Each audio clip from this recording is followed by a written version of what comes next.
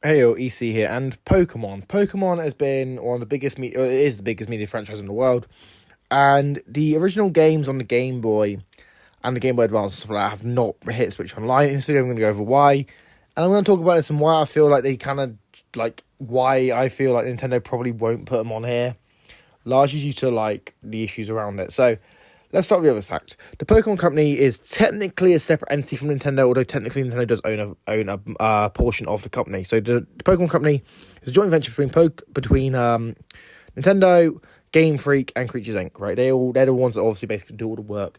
Nintendo publishes the games. Game Freak obviously is the one that develops the games, and I believe Creatures Inc. is the one that handles all stuff like the trading cards and the animes and stuff like that. So with these companies all working together and all having a share in the Pokemon Company, why is it the only Pokemon games on Switch Online seem to be spin-off games from, just random spin-off games, like the Pokemon trading card game from the Game Boy, as well as the Pokemon Stadium games, which they're quite good games, to be fair. They're a good, one. But why are the actual mainline games not available? I feel like the reason for that largely comes down to, negotiations with contracts and stuff. Let's be real. Nintendo will obviously have to pay the Pokemon Company a certain amount to license those games for their service. It's not like they're directly owned by Nintendo, like other games in their catalogue, like the Mario games, for example.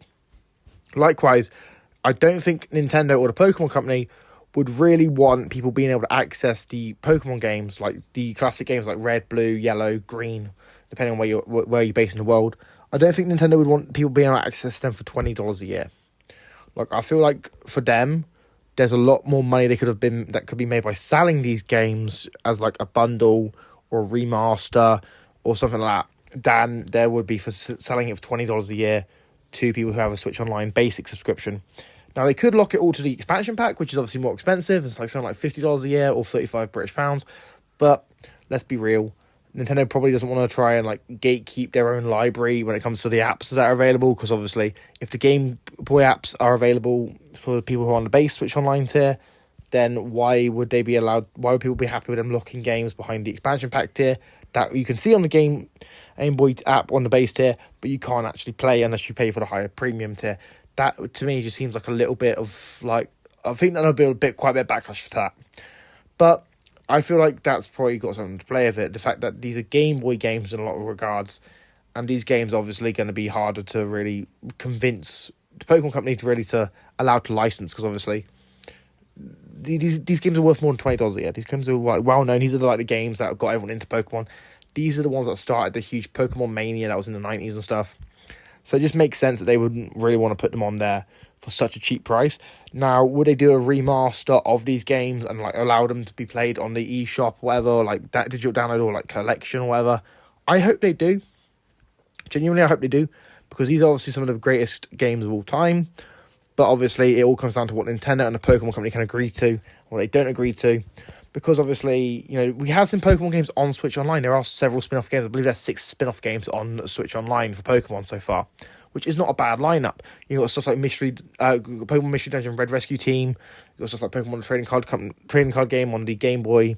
You've got stuff like the Pokemon Stadium games. It's not a bad lineup of classic Pokemon games. The problem really is whether or not the original games, the actual mainline games, will be the ones added to the service, which I don't think that's going to happen, unfortunately, because obviously due to licensing deals with Pokemon Company plus as well, I think there'd probably be a lot of tension between both parties with that, because obviously, let's be fair, Nintendo does own a part of the Pokemon Company, but obviously it's not the whole thing, and they don't really have all control over the IP.